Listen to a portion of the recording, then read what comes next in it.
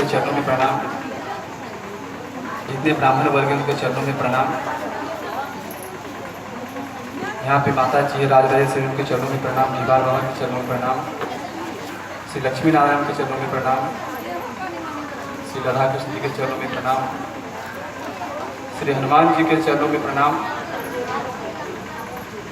परम पूज्य प्रातः स्मरणीय श्री गुरु जी के चरणों में प्रणाम।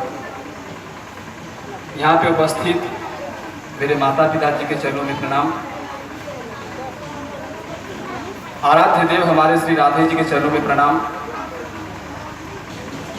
श्री बांके बिहारी जी के चरणों में प्रणाम। यहाँ पे जितने भक्त उपस्थित हैं उनके हृदय में विराजमान श्री बांके बिहारी जी के चरणों में प्रणाम। तथा आज श्री बांके बिहारी जी राधा रानी कृपा से तथा माँ जगदम्बा की असीम कृपा से तृतीय दिवस की प्रथम बेला में जितने भक्त उपस्थित हैं